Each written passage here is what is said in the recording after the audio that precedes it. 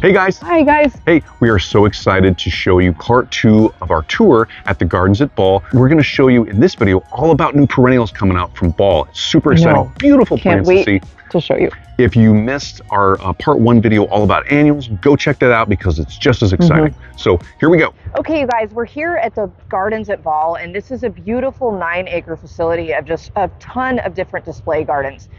They're broken up into different brands that Ball owns and manages.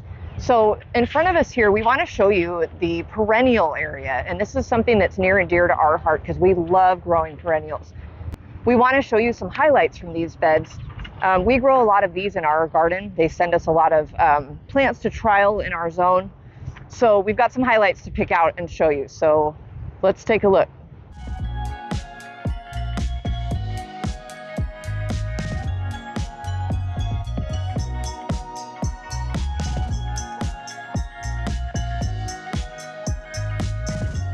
And we are freaking out about some of these brand new varieties and plants that are coming out in 2024. So we're going to give you guys a little sneak peek into some things that we think you will love that are definitely on our list.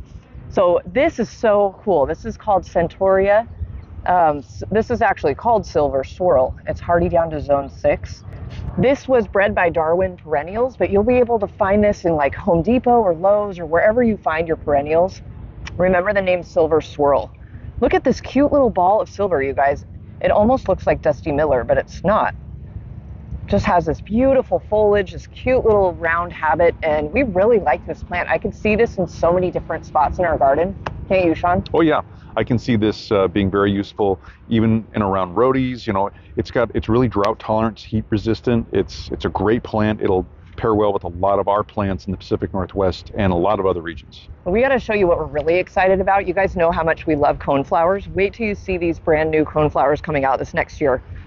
Here's the first one. This is called Double Scoop Orangeberry Deluxe. It's an Echinacea hybrid. Look how vibrant the colors are. Oh, I just love that one. But wait till you see this one. This is called Double Scoop Watermelon Deluxe. Look at how that just pops, you guys. It's so cute. Again, these were planted in 2023, so this is first year growth right here, and they're already flowering. They're just beautiful. Yeah, the color is just beautiful. And here's that tag if you really wanted to dive deep into the info on it. So we've got a couple, or one more at least around the corner here. There's some beautiful new plants. There's a Veronica. This is called Moody Blues. Oh, look at that blue color, you guys. Awesome. That is so cute. So blue. A lot of bees on this right now. Yeah, these are great for pollinators. Wonderful for pollinators. And there's that tag, hardy in zone 4 down to zone 4. So that's awesome. Any of you Veronica lovers out there, this is a great plant for you to add to your garden. So cute. Now this is a really cute Coreopsis right here. We actually grow this in our garden. They sent this to us a couple years ago. This is called Uptick Red. So it's just cute, right? It's kind of a little bit, well, these were planted, I believe, this year. Oh, beautiful. Look at all They're these. going to get a little bit taller than this. Amazing. Yeah, look at, I'm going to get down on the ground level here. There we go. They look really at that. pop. Wow. They bloom a lot earlier than other Coreopsis, so that's really fun. And they're long bloomers. Around the corner from the Coreopsis, we've got some lavender here actually has already bloomed. It's already been cut back. Yeah. Echinacea Double Scoop Strawberry Deluxe. Sorry, I'm jumping over here. That's okay. That's okay. Yeah, there's so much to see here. These gardens are amazing. Look at that color. Oh my gosh, wow. It just glows. Woo. Oh my gosh, look what we found. We found Sombrero Poco Yellow. And isn't this just gorgeous? Hardy down to zone 4. Look at that color, the vibrancy, how just so bright. Wow. Okay, now this is a bed. This is one of what's called keeped seeds. This is all grown from seed over here. So, okay, we have to stop at this plant because Sean and I have literally fallen in love, and a lot of the employees here love this plant as well. This is a Gara, if you're familiar with Gara. This is called Sparkle White. It's hardy in zones 5B through 9A, and it's just beautiful. Again, this was grown from seed. Look how wispy that is. It was just planted this year, too. Beautiful. Probably yeah, look how much it's grown. Look how much it's grown. We just love how wispy and just kind of just showy it is. It's just this beautiful, delicate white flower. It does have a little bit of pink kind of as it ages. And it's actually planted with that coneflower there, that reddish coneflower, and then also those black-eyed Susans right behind it. Loving that coneflower. Yep, we've got the white, the red, and the yellow all mixed together. What an idea for you and your garden. Check out this gold blitz right here. This is a Rudbeckia fulgida. I think we have this in our yard, or we've grown this before. This is hardy in zones 3 through 9. Huge hardiness zone.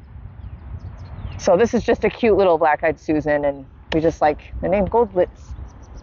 All right, let's go walk around and see some more of the beds.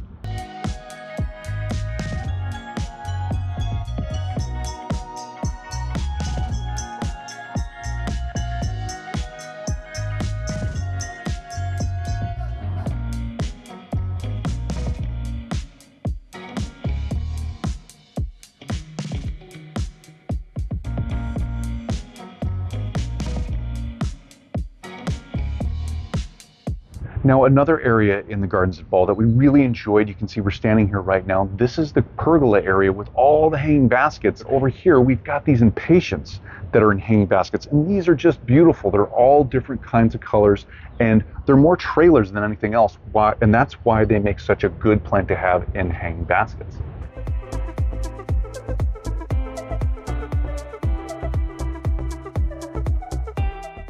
So another part of the pergola covered area are these begonias, and aren't these beautiful? These are more of a kind of a waxy, they're just beautiful. They're a spreading begonia. These are Hula Pink F1s, and look how much they just spread out of those containers there, these hanging baskets. Gorgeous.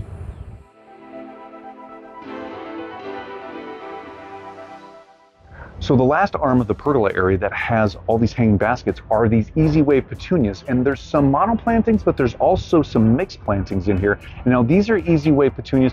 This is an easy wave yellow F1, but it's also got an asparagus fern. You can see right up here in this container, and what a combination. Isn't that beautiful? It gives that different texture up here that's eventually going to spread throughout the rest of the container and come down, and you'll be able to see it more in this hanging basket.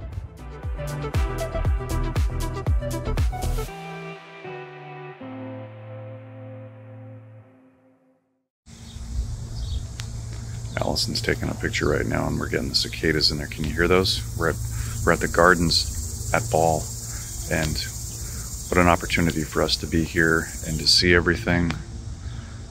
The cicadas actually are just adding so much more to our trip right now. Beautiful. It feels really good in the shade right now too. It's very hot. Yep, there's the professional photographer right there. We're just so excited to be here. There is so much to show you guys as well. So it's a little bit overwhelming because there's just so much plant life to show you.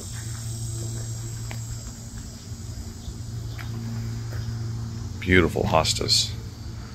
We're being quiet because it's it's definitely like a quiet garden, but then you hear those cicadas. What a sound. We don't have these in the Pacific Northwest, so it's fun to hear them. So this pollinator bed is incredible, and I want to show you all the colors and shapes and sizes of the flowers in the bed, because that really determines which pollinators are going to frequent these specific flowers. So let's take a look.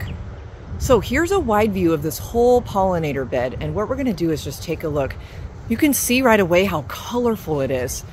But what Sean and I like to look for is the shape of the flowers. That really determines which pollinators you're trying to attract. Like these beautiful artisan soft orange coneflowers. Oh my gosh, not only is the color just gorgeous, tons of butterflies. As the flowers age into fall and the seeds start developing, the birds will go crazy in here. Then then there's all kinds, I think I see there's some blanket flowers below me, which is a big pollinator plant. But what I'm drawn to is this red salvia. This is beautiful. It's called Red Hot Sally. Let's take a look at this. So not only is it super vibrant and beautiful, look at those tubular shaped flowers. Hummingbirds will probably stay here all day if you plant this. They love, not only do they love red, they love tubular shaped flowers. So this one's a huge winner if you're looking to attract more hummingbirds. Here's a lot more coneflowers in this artisan collection from PanAmerican seed. Here's red ombre. That's really pretty and vibrant. Really love that. Lots of shades of reds and even pinks.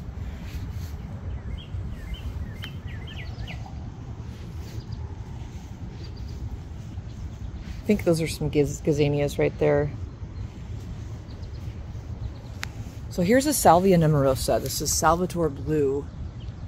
Looks like it's already kind of finished its blooming cycle, and it's kind of laying down a little bit, but you can sure bet that the bees were all over this not too long ago.